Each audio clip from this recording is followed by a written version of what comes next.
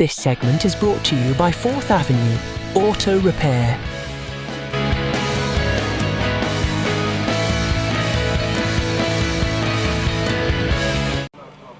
یہ ڈاکہ، یہ قانون پہ بھی ڈاکہ ہے، پورے پاکستانی عوام کے حق رائے دہی پہ ڈاکہ ہے، یہ جمہوریت پہ شب خون ہے۔ جو لوگ اس جیلی مینڈیٹ کے ساتھ ایوان میں آ کے قانون سازی کر کے وزیر اعظم اور وزرائے اعلیٰ بنیں گے، ان کو یہ بتانا چاہتے ہیں کہ یہ پاکستان تحریک انصاف کی قیادت کا فرض ہے کہ ہم اپنا مینڈیٹ آپ کے حلق سے نکال کے عوام کو واپس کریں۔ ہم کسی بھی حالت میں اپنے اس حق سے دستبردار نہیں ہوں گے۔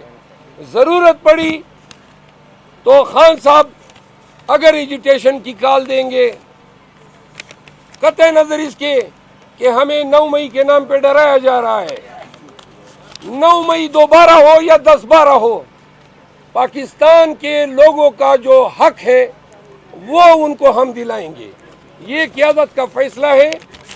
دوسری اور آخری بات، اچھا ایک بڑا انٹرسٹنگ ہے، شانگلہ کا ہے، امیر مقام کو وہاں پہ جیلی طور پہ جتوایا گیا ہے، ہمارے 3 ورکر کو شہید کیا گیا ہے، کوئی ہمارے 12 ورکروں کو گولیاں ماری گئی ہیں، وہاں پہ سید فرین ہمارے امیدوار ہیں، 64,000 ووٹ سید فرین صاحب نے لیے ہیں، 45,000 ووٹ امیر مقام نے لیے فارم 45 پہ۔ اب کے پی میں پشاور شہر کے 8 صوبائی حلقے ہم سے چوری کیے گئے، 3 ہم سے قومی اسمبلی کے حلقے چوری کیے گئے۔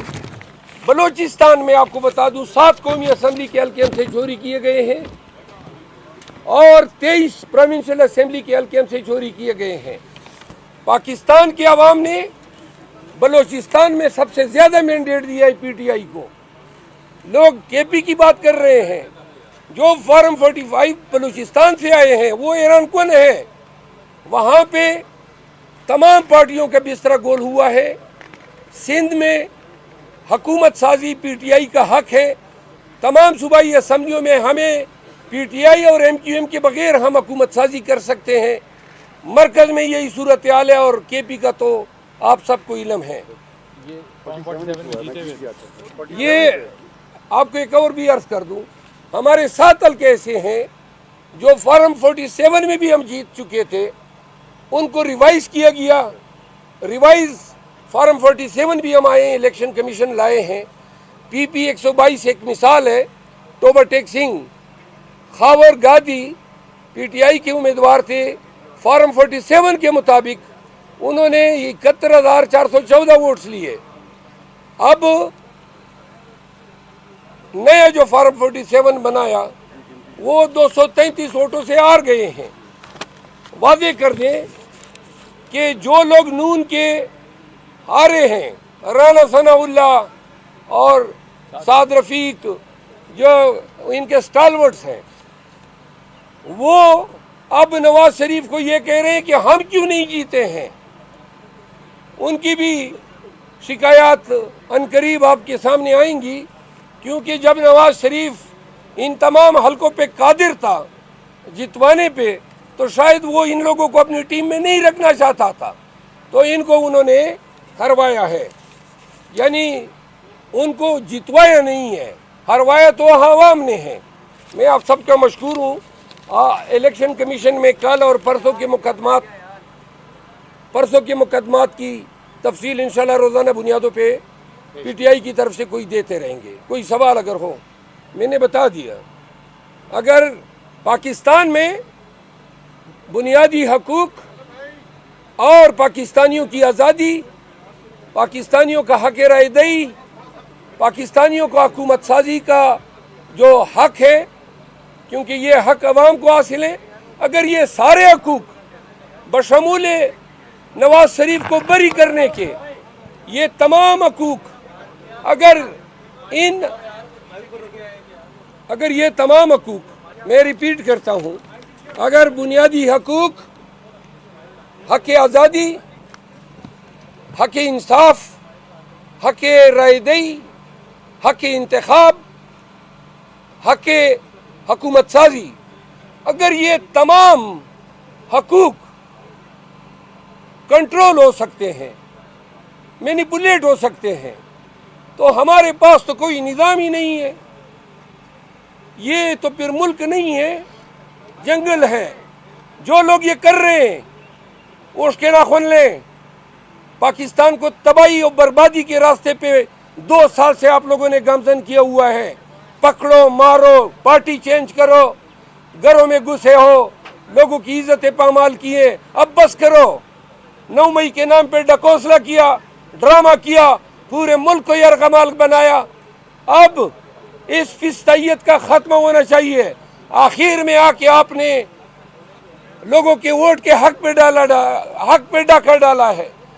جتنے لوگ جو پاکستان تحریک انصاف کو میڈیا میں برا بھلا کہہ رہے تھے، وہ اب 5 دنوں سے بتا رہے ہیں کہ کتنا مکروہ چہرہ ہے نواز شریف اور اس کے تمام سہولت کاروں کا، جنہوں نے 2 سالوں سے یہ پروسیس شروع کیا اور آج ایوان میں جائیں گے، قائدے حزب اقتدار کی سیٹ پہ مسند نشین ہوں گے، پھر اسپیچ کرے گا کہ جمہوریت کا جو عمل ہے وہ بخیر و خوبی اختتام پذیر ہوا. لعین بنا دیا ہے پورے سسٹم کو. پورے سسٹم کو اتنا بوسیدہ، بدبودار بنا دیا ہے. اور اگر اس کی روک تھام خود ان لوگوں نے نہیں کی، خود انہوں نے 28 ارب ڈالر ہم نے قرضے دینے ہیں 3.5 ماہ میں.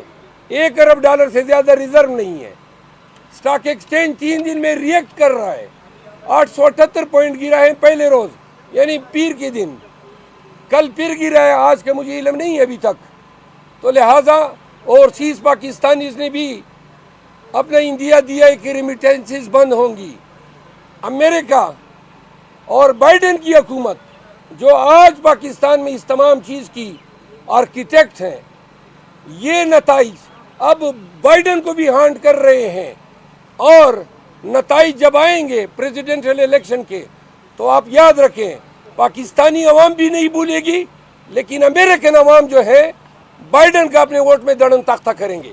علی امین گنڈپور پاکستان تحریک انصاف کا وہ لیڈر ہے جس کو باپ کے جنازے میں، جبکہ یہ عملاً چیف منسٹر بن چکا تھا، باپ کے جنازے میں شرکت نہیں کر سکا. اس کے تمام املاک قرق کی جا چکی ہیں. علی امین پہ 62 کے لگ بھگ مقدمات ہیں، جس میں 13 غداری کے مقدمات ہیں. علی امین کو الیکشن کمپین کے لیے 1 گھنٹہ نہیں نکل سکا. میں نے خود ڈی خان جا کے اس کے کمپین کا آغاز پول ڈے سے 7-8 دن پہلے کیا. علی امین کا انتخاب خان کا ایک انتہائی دانشمندانہ فیصلہ ہے. جو لوگ اس برے وقت میں ڈٹ کے کھڑے رہے، جرأت کے ساتھ تمام ظلم کا مقابلہ کیا، تو آج علی امین کا انتخاب جو ہے خان کی طرف سے، وہ پاکستان تحریک انصاف کے جو جذبات ہیں ان کی ترجمانی کی ہے. ہم ان کو خوشائند قرار دیتے ہیں. پی ٹی آئی علی امین خان کے ساتھ کڑی ہے اور کڑی رہے گی.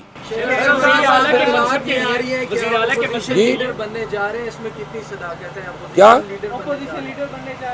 اپوزیشن لیڈر شہباز شریف کے مقابلے میں کیسا دیکھتے ہیں؟